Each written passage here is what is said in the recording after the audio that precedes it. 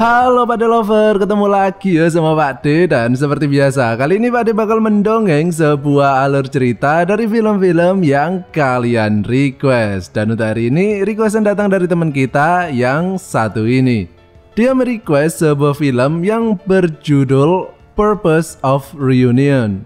Meskipun di dalam film ini ada adegan semi, tapi cerita film ini sendiri cukup bagus yo. Karena film ini adalah film drama yang menceritakan tentang seorang playboy dari zaman SMA dulu sampai sekarang udah punya 2 anak dan istri, masih aja tetap playboy. Namun akibat ulahnya tersebut, akhirnya di kehidupannya pun terjadi hal yang tidak terduga. Nah, seperti apakah ceritanya? Langsung aja kita masuk ke video. Silahkan klik dulu tombol subscribe-nya, klik kalau sudah. Silahkan duduk yang manis, jejer yang rapi, siapkan sabun cair, tisu basah, aspal mendidih, dan Pak De puter intro nih Pak De.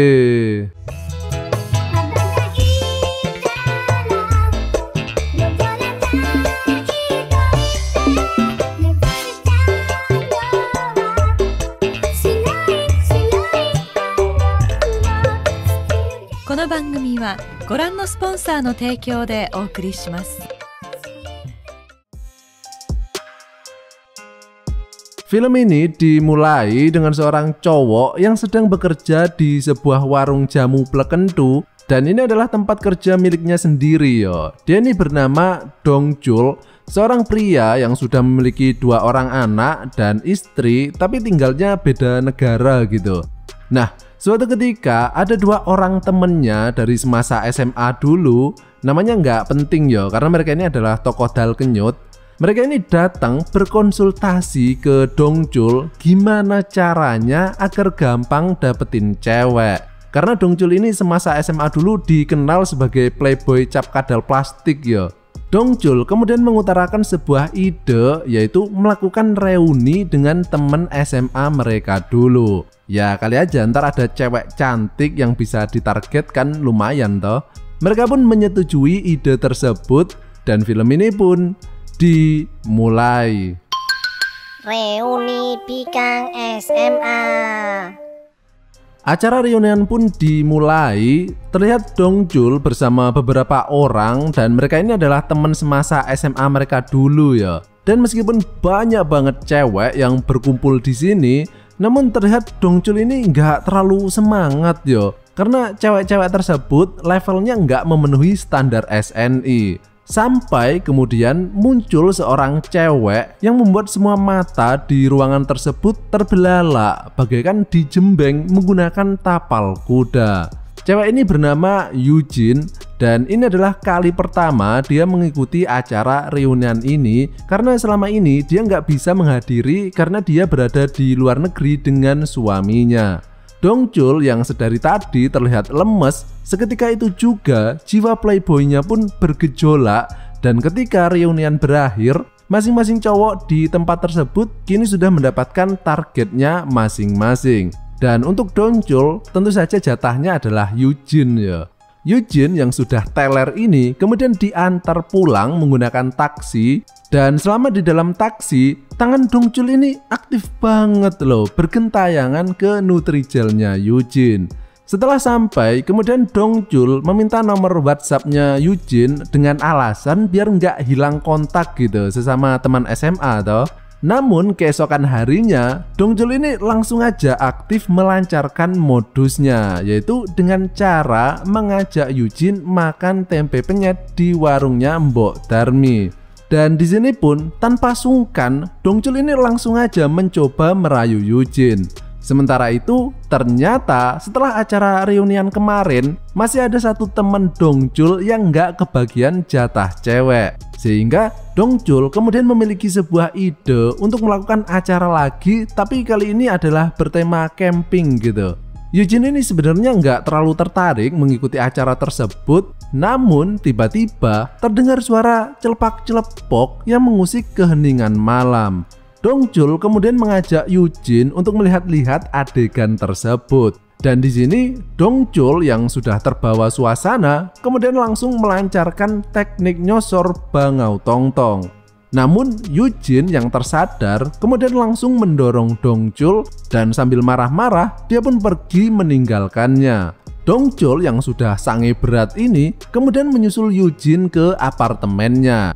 Dia ini meminta maaf sambil berteriak-teriak di depan kamarnya. Nah, karena Eugene ini malu didengar sama tetangga di kamar lain, akhirnya dia pun menyeret Dongchul masuk ke kamarnya. Dan secara cepat, Dongchul pun langsung melancarkan aksinya untuk merasakan bikang angetnya Eugene. Dan meskipun Eugene ini mencoba menolaknya, tapi ya akhirnya tetap aja kena. Dan uniknya, setelah kejadian itu, Dongchul dan Eugene ini jadi ketagihan loh. Sehingga ketika mereka menemukan waktu senggang, mereka pun tanpa basa-basi lagi langsung melakukan pertarungan kolosal. Jadi pada poin ini Dongchul ini sudah nggak inget lagi yo kalau dia itu sudah punya anak dan istri. Nah, suatu ketika pas Dongchul dan Eugene ini lagi makan bakwan jeletot, mereka ini terlihat sangat mesra yo. Bahkan kaki mereka ini saling bergerilya di bawah meja. Kemudian terdengar HP yang berbunyi dan itu adalah telepon dari istri Dongchul yang bernama Maija. Namun Dongchul ini enggan mengangkatnya karena saat ini sudah tidak ada yang lebih penting melebihi si cantik Eugene yang ada di hadapannya ini. Setelah cukup pemanasan sogok-sogokan sikil tadi, kemudian mereka pun memasuki acara utama, yaitu prosesi penyemaian benih tongkol jagung biji 2. Namun tanpa sepengetahuan Dongchul, ternyata istrinya kini sudah ada di bandara. Karena Dongchul tadi nggak ngangkat teleponnya toh, jadi nggak tahu. Dan Maija ini kini tengah menuju ke apartemen Dongchul. Tapi sepertinya Dewi Fortuclok masih memihak kepadanya yo. Eugene ini pulang setelah selesai melakukan penggenjotan. Dan hanya selang beberapa menit kemudian muncullah istri Dongchul. Itu kalau sampai telat beberapa menit aja pasti bakal terjadi perang dunia. Keesokan harinya terlihat Dongchul yang berada di dalam mobil dan tiba-tiba muncul Eugene yang membawakan makanan. Namun Dongchul ini justru kaget melihat Eugene karena beberapa detik kemudian muncullah Maija dari seberang. Dan seketika itu juga mereka ini kemudian bertingkah seperti tidak saling mengenal ya. Nah, setelah kejadian itu barulah Eugene sadar akan kelakuan mereka selama ini ternyata adalah hal yang salah. Karena dia ini merasa bersalah sudah mengganggu kehidupan rumah tangga orang lain. Beberapa hari kemudian, Maija kini sudah pulang ke rumah dan dengan segera Dongchul langsung berangkat menemui Yuji untuk melanjutkan kisah cinta terlarang mereka. Namun Yuji kali ini menolaknya dan mengatakan bahwa apa yang mereka lakukan selama ini adalah hal yang salah. Dongchul tidak bisa menerimanya dan tetap bersikukuh untuk menjalani hubungan ini. Yuji kemudian menceritakan bahwa dulu suaminya itu juga pernah berselingkuh di belakangnya. Dan akhirnya suaminya tadi mati kecelakaan bersama selingkuhannya tadi. Jadi Yuji ini sebenarnya sudah janda yo. Tapi Dongchul tidak pernah mengetahui hal tersebut. Yuji kemudian teringat betapa sakit hatinya ketika mengetahui perbuatan suaminya tadi. Sehingga Yuji kemudian mengatakan untuk mengakhiri hubungan ini dan menyuruh Dongchul kembali ke istrinya mumpung dia tidak tahu akan kelakuan yang sudah mereka lakukan. Akhirnya Dongchul pun kemudian mau menerima keputusan Yuji tadi dan dia kemudian bersiap-siap untuk pulang menuju ke istrinya. Namun ketika ia masih berada di bandara, tiba-tiba dia mendapatkan telepon dari istrinya dan mengatakan bahwa dia ingin bercerai dengannya. Karena sebenarnya Maija sudah tahu dari gerak-gerik Dongchul kalau dia tadi sudah berselingkuh. Maija pun mengatakan sebuah alasan aja sih sebenarnya, bahwa dia kini sudah jatuh cinta dengan laki-laki lain dan mengatakan untuk menceraikannya. Mendengar hal itu, seketika itu juga Dongchul pun jadi lemes yo. Karena sebenarnya dia ini masih sangat sayang kepada istrinya dan juga anak-anaknya.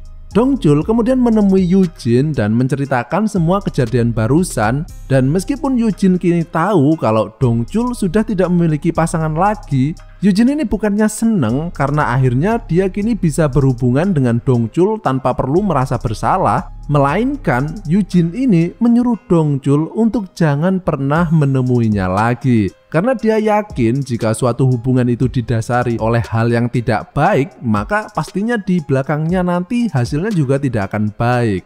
Dongchul pun kemudian pergi dan kini dia harus menerima kenyataan hidupnya yang kini berantakan akibat dari ulahnya tadi. Dan film ini pun berakhir.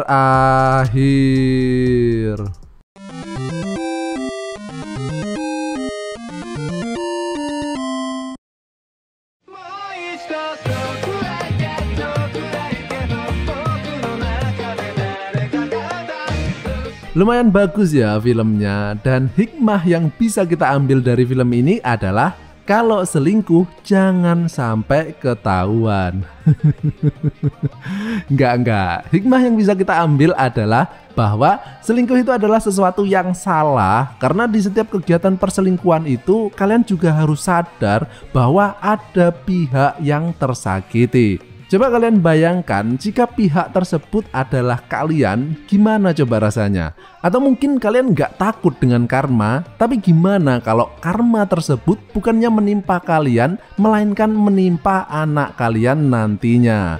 Seperti itu. Tapi pesan Pak D barusan itu cuma berlaku untuk orang-orang yang masih memiliki hati nurani saja ya. Kalau nggak punya sih ya nggak bakalan mempan, beneran itu. Ya wes lah, cukup sekian, dan jika kalian masih pengen mendengarkan suara Pak D, kalian bisa melakukannya dengan cara mengklik salah satu video yang muncul di layar kalian saat ini. Oke wes, terima kasih dan sampai jumpa di tongkrongan selanjutnya masih bersama Pak D. Bye bye.